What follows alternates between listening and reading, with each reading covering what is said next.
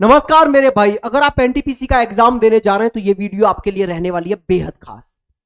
देखो, इस वीडियो में मैं आपको बताने जा रहा हूं कि अपना स्कोर कैसे बूस्ट करें। अभी आप 50 स्कोर कर रहे हैं, 60 स्कोर कर रहे हैं, 70 स्कोर कर रहे हैं, कैसे उसको 80 से ऊपर 85 तक कैसे लेकर जा सकते हैं, वो पूरी स्ट्रेटजी मैं यहां पर शेयर करूंगा। मैंने यहां लिखा भी है दोस्त कि बेस्ट वीडियो ऑन यूट्यूब, और ये साबित भी करेगी ये वीडियो कि ये यूट्यूब पर सबसे बेस्ट वीडियो होगी एक ऐसी स्ट्रेटजी को लेकर जिससे कि आपका स्कोर एकदम से बूस्ट होने लगेगा।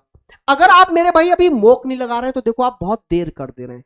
आपका जून में एग्जाम होना तय है तो आपको अभी मॉक लगाना स्टार्ट कर देना चाहिए। अगर आपका सिलेबस कंप्लीट नहीं हुआ है तो जल्दी से 5 से 10 दिन में सिलेबस खत्म करो और प्रॉपर वे में मॉक पर फोकस करना स्टार्ट करो, क्योंकि मॉक ही है जो आपको टाइम मैनेज करना सिखाएगा, प्रेशर झेलना सिखाएगा टाइम का, और मेरे भाई सटीक एक्यूरेसी के 7 क्वेश्चंस को कैसे अटेम्प्ट किया जाए वो सिखाएगा। तो ये 1 से 1.5 महीने पूर्ण रूप से आपको मॉक को देने चाहिए, मॉक पर पूरा फोकस करना चाहिए। अच्छा, अगर सिलेबस कहीं भी रह रहा है, कुछ चैप्टर अधूरे रह रहे हैं तो उन्हें जल्दी से कंप्लीट कर लीजिए।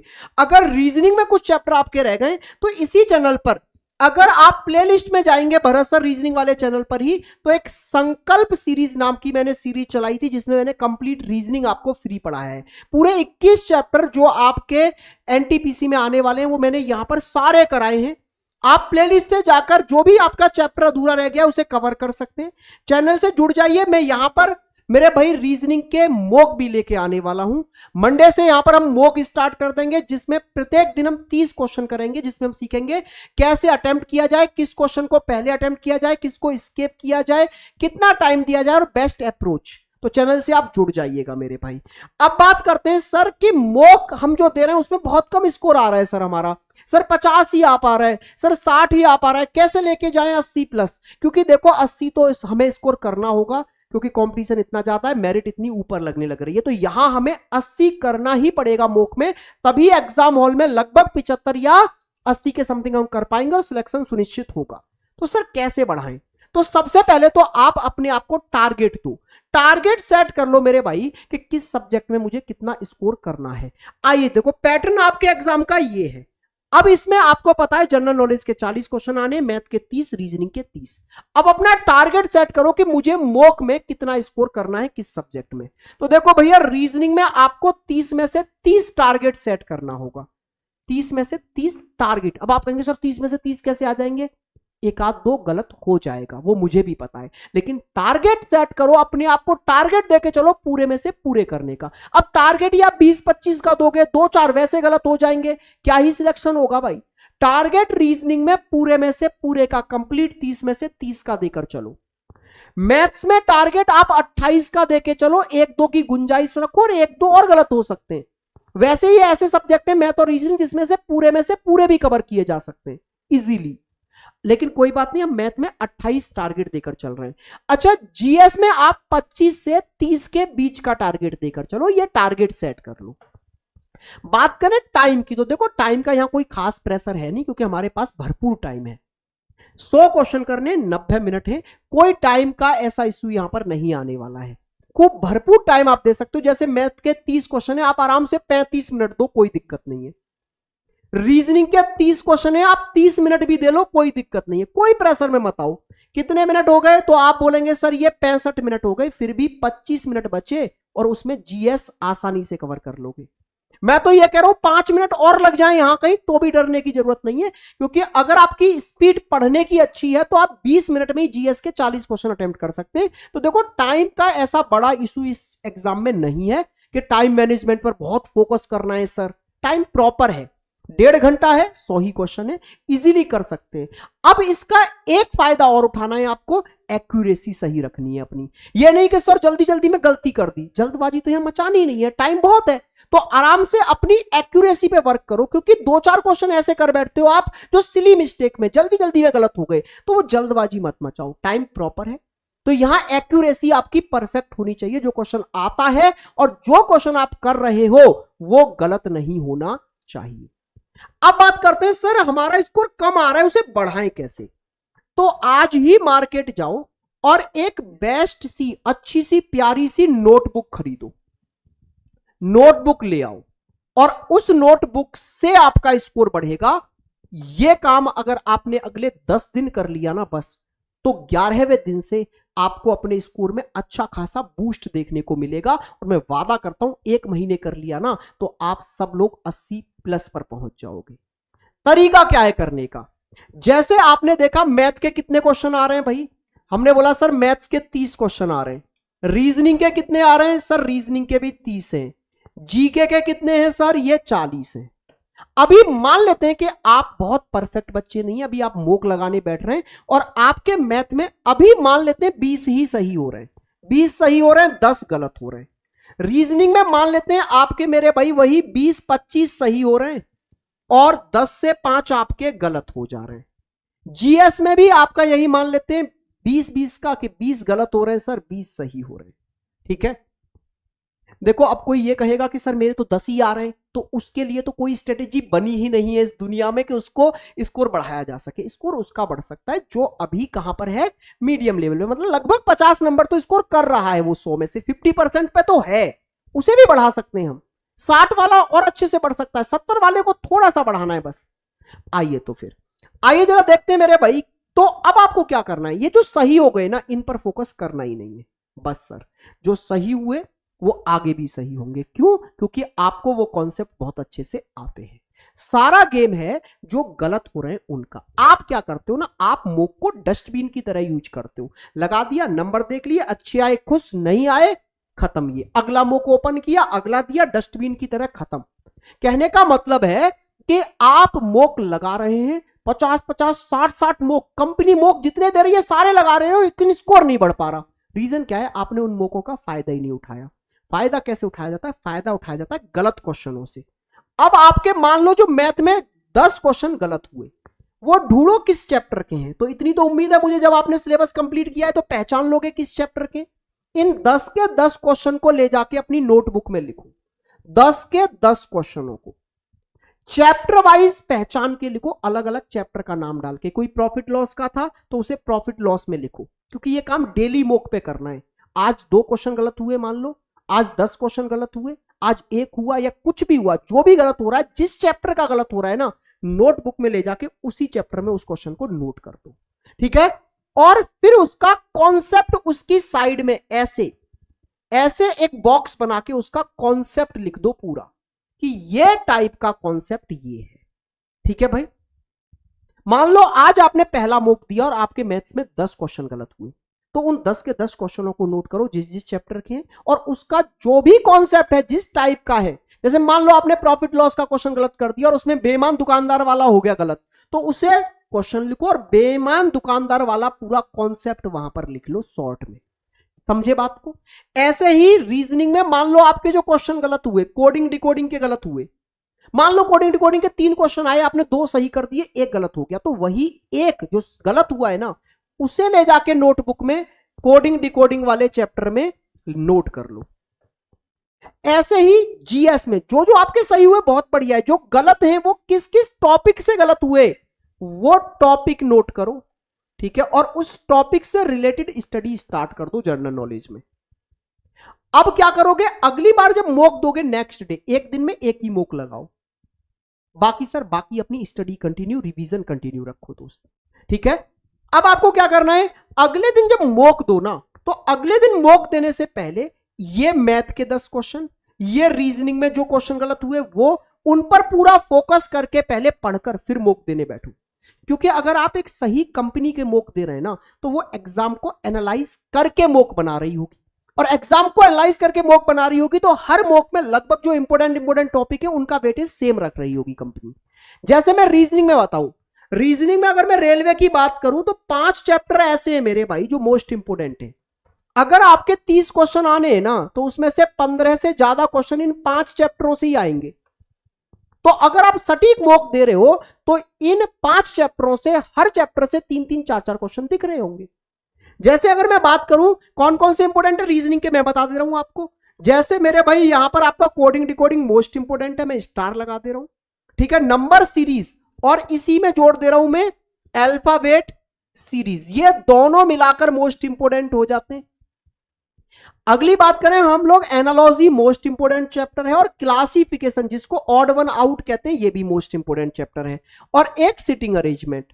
अगर आपने ये 5 चैप्टर कवर कर लिए दोस्त, तो आपके 15 से 16 क्वेश्चन तो इन 5 चैप्टरों से ही हो जाएंगे।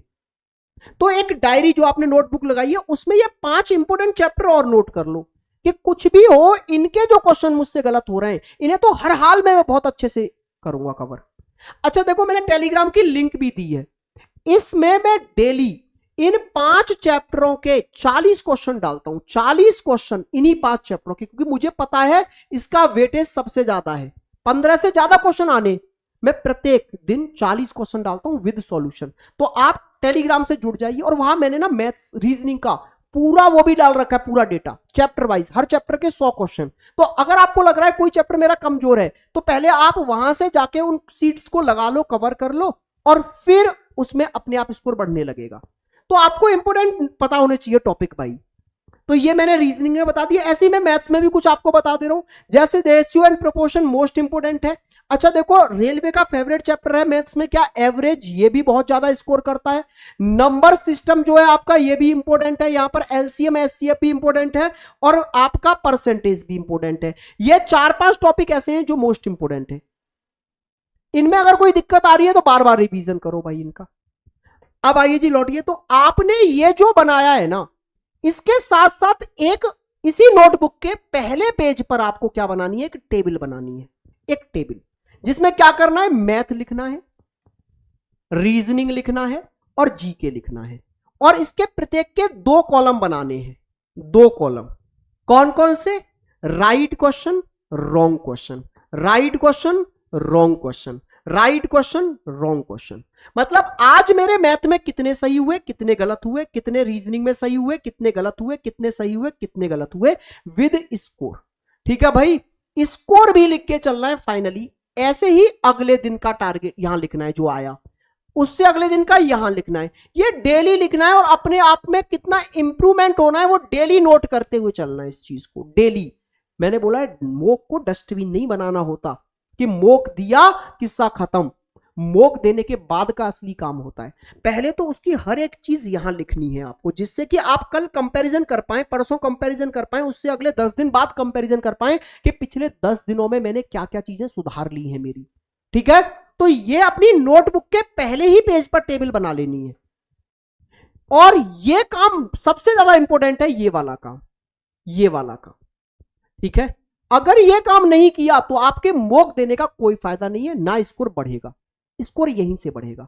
अब आप क्या करेंगे, लगभग लगभग आपने मान लो 10 मोक दे लिए।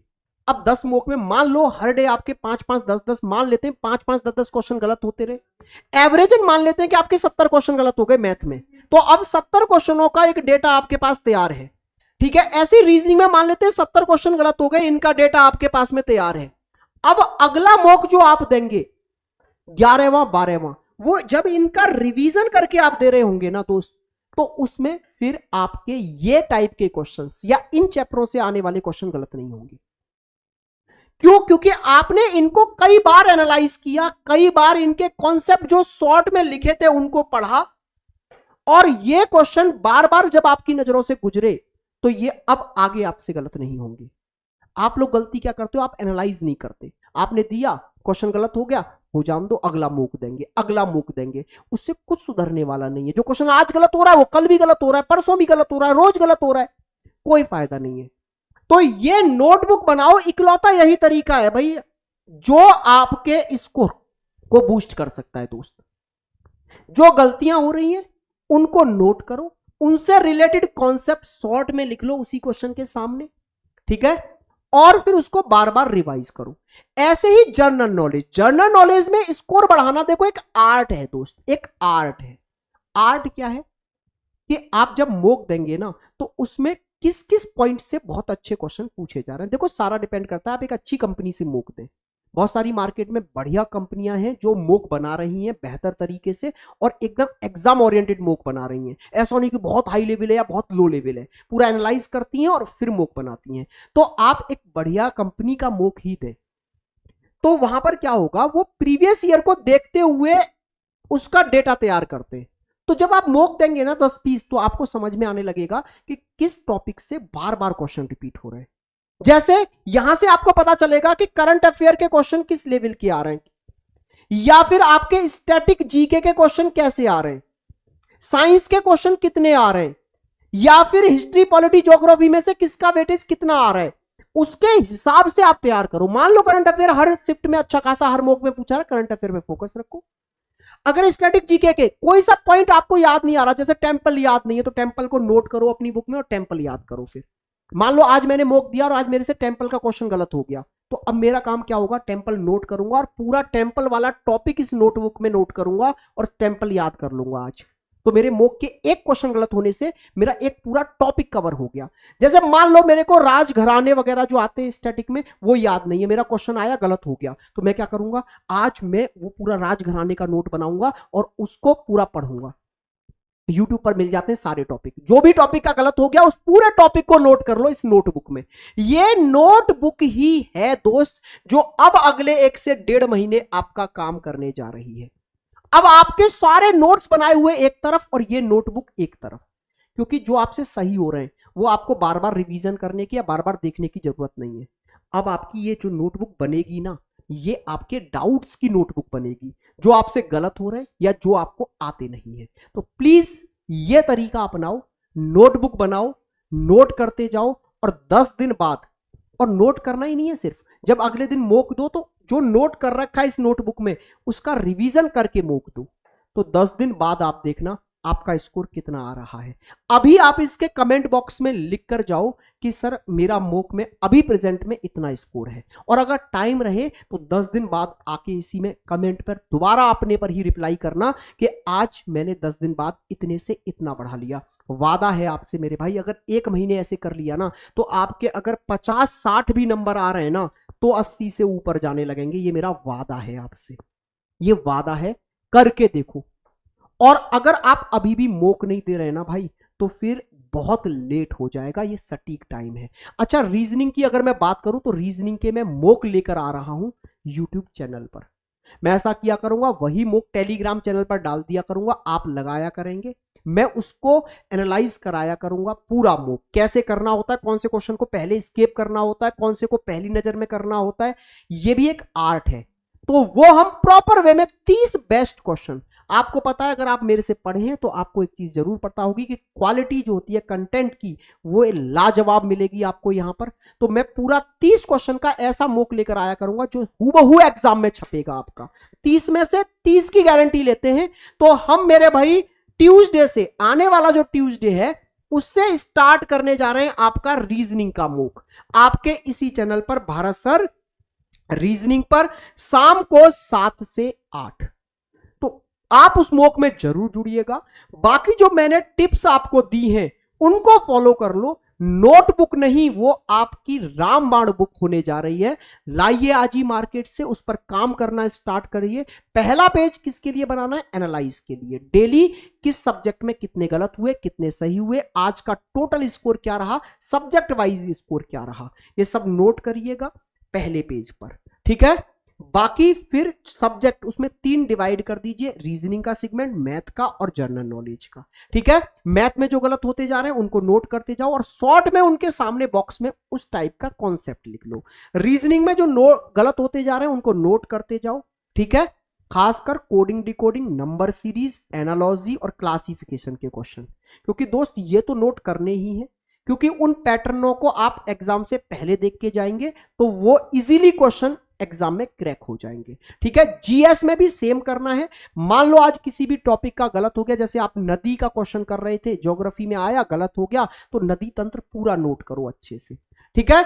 इससे आपको यह भी पता चल जाएगा हमें क्या क्या तैयार है और क्या क्या तैयार नहीं है, किसका रिवीजन करना है। जो आता है वो आज भी आएगा, कल भी आएगा, एग्जाम में भी आएगा। जो सही हो रहा है उस पर ध्यान नहीं देना, आप जो गलत हो रहा है सारा ध्यान हमारा वहां होना चाहिए। मेरा वादा है 10 दिन में ही आपको बहुत ज्यादा इंप्रूवमेंट देखने को मिलेगा। तो 10 दिन बाद जरूर अपने आज वाले कमेंट पे, जो आज करके जा रहे हो ना इतना स्कोर आ रहा है, उस पे 10 दिन बाद फिर से कमेंट करके जाना कि भाई इतना मैंने इंप्रूवमेंट कर लिया। चैनल से जुड़ जाइए, यहां पर हम अपना मॉक भी स्टार्ट करने जा रहे हैं आने वाले ट्यूसडे से शाम को 7 बजे। बाकी मिलेंगे लाइव क्लासेस में। नमस्कार मेरे भाई।